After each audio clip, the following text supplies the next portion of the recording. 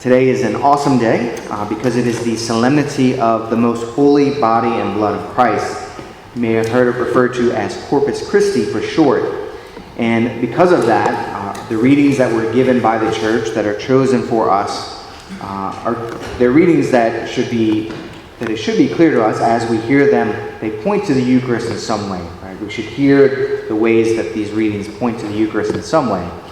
And as a reminder, right, the Eucharist is not only the most holy body and blood of Christ, but it is also his soul and divinity. Right? We get all of the Lord in the Eucharist: body, blood, soul, and divinity. We'll come back to that in a little bit. I just wanted to give you a little history about today's feast, today's solemnity. So today's solemnity is it's connected to a German priest who lived in the 13th century, in the 1200s, and he was tormented by his doubts about Jesus' real presence in the Eucharist. So he was struggling to believe that Jesus was really present in the Eucharist. So he decided to make a pilgrimage to Rome to pray at the tombs of St. Peter and St. Paul, to go there to ask for their intercession, that he might, have his faith in the Eucharist rekindled or ignited for the first time. And the story goes, as he's returning home, he decides he wants to stop in a small town called Bolsena, which is in central Italy, and he celebrates Mass there in a church dedicated to St. Catherine. And the story goes, at the moment of consecration, as he's holding the host above the chalice, it begins to bleed. Blood starts falling from this host. What looks like mere bread is bleeding. And it begins to fall on the corporal, which is that square piece of cloth that goes beneath the chalice and the ciborium in the middle of the altar. It's the cloth that I take out of the burse, which is that square holder on top of the chalice veil. So blood is falling onto the corporal, it's falling onto the other linens of the altar, and as this is happening, the priest becomes afraid. He's frightened by what's taking place, and so he's frightened to such an extent that he doesn't finish the Mass. But he has the enough presence of mind to gather up everything that's blood-stained, everything that was used for Mass, and what he does is he goes and puts it in the tabernacle that was in the sacristy of that particular church. And eventually, somewhere along the way, I don't know if people were there at the Mass, it was kind of unclear on the story, or he started to tell people what happened. Word got out pretty quickly. And so the Pope at the time, Pope Urban IV, was nearby in Italy, and word made it to him about this, maybe miracle that had happened.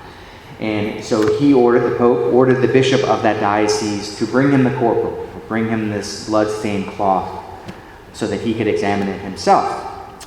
And so I guess word gets out more and more. So the way the story goes is the bishop is bringing this blood-stained corporal, this blood-stained cloth used for that particular Mass, to the Pope, and they meet at a bridge in Orvieto, Italy. And the Pope has cardinals with him, he has clergy people with him, the bishop has a crowd of lay people with him, and so it's this big scene as he's handing over this cloth that's stained with blood from his host that was bleeding at a Mass.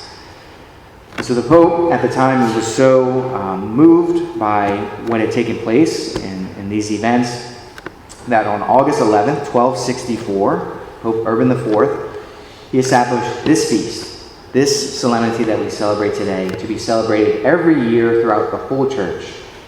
And every year throughout the whole church, on this day, at a church called Duomo of Orvieto, the corporal that has the blood stain from that Mass is on display. So today, that corporal is on display in a church called Duomo of Orvieto in Italy. So just a little history about today's feast. Right? So we're celebrating it to commemorate that particular miracle that happened, that points to the other miracle that happens at every single Mass. And today, what we get is an opportunity to ask the Lord to increase our faith, increase our trust, increase our belief that He really is present in the Eucharist. He is present in what looks like mere bread. He's offering himself to us in what looks like mere bread every single Mass. This is his answer to the question that the Jews are quarreling about in today's gospel. How can this man give us his flesh to eat? Every Mass he answers the exact same way. The Eucharist. This is how you can receive my flesh, my blood, into your body. I think it's amazing that we can think about this. We can put words to the Eucharist. The Church speaks about the Eucharist very beautifully in her documents.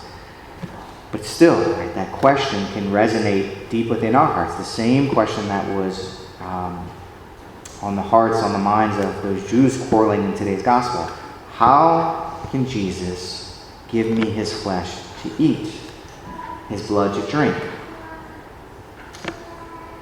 For me, kind of how all of this has taken root in my heart and played out in my own life was being raised Catholic. I remember hearing this as a young boy and just kind of believing it, right? Jesus says he can do it. Jesus is God. We say Jesus is God, all-powerful. If he says his body, blood, soul, and divinity is present in that host that looks like mere bread, I believe it.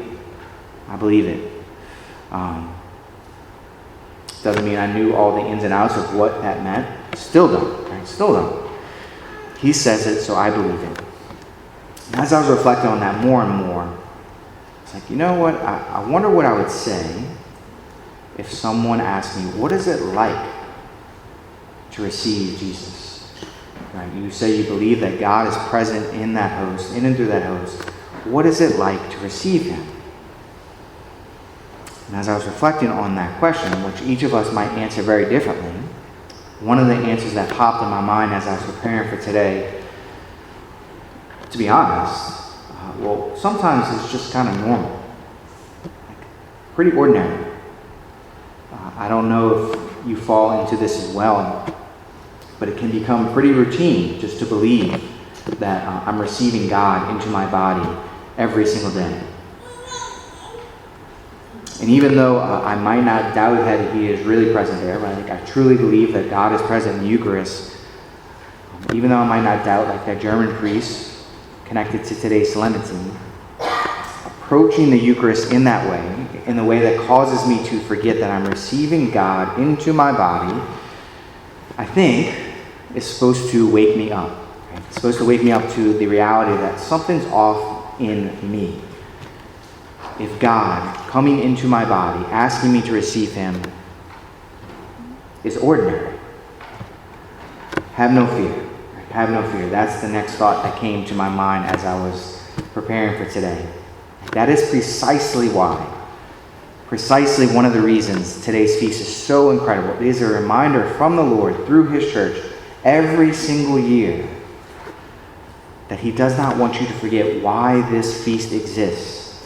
It exists to help me and you remember that he really is present in the Eucharist, body, blood, soul, and divinity. I want to focus on that divinity part for a moment because that is the more, in my mind, the more astounding of those claims. God, who we believe is responsible for everything that we see, everything that we call reality. He holds in existence from moment to moment. Out of love, that God wants you to remember that you need him. That you need him just like you need food and drink. You need him more than that. But you need him to exist from moment to moment. And not only that, receiving him, feasting on him, learning to open your heart to desire that more and more. That is how you will live forever, receiving him in new and deeper ways. I think today's invitation for you, for me, is to recognize that most of us probably didn't wake up this morning longing to receive the Lord in the Eucharist. Maybe you did. I hope that you did. It might not have been the first thought in your mind. It might not have been the 15th thought in your mind, because of everything else that has to take place before you make your way to Mass. even though all that is true, the other truth, the more incredible truth, is that the Lord has been looking forward to this moment from all eternity, to have you receive him into your body. And he looks forward to it every single time we receive him in the Eucharist. Especially when we're in a state of grace, free of mortal sin, properly disposed to receive him. I think that can be easy to understand in a sense. But I know for me, even if everything's good, right, if I can approach the Lord believing that I'm in a state of grace, that, I'm ready to receive, I get confused about how to properly prepare my body, my soul, to receive God into it.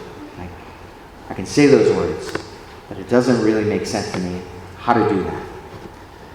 Because I have so much going through my mind, going on in my heart, focused on the things all around me, but I don't take the time to ask him to help me prepare to receive him properly.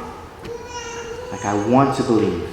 I want to believe that if I did that he can affect real change in my life. That he can affect real change in the people's lives around me that I love. So if you're anything like me, if you've been struggling to believe that the Lord is capable of these miracles that he claims that he's capable of, I just invite you to believe that he will show up for you today. He'll show up in the same way that he always does, every single Mass, in and through the Eucharist, offering you himself. It's not limited to that.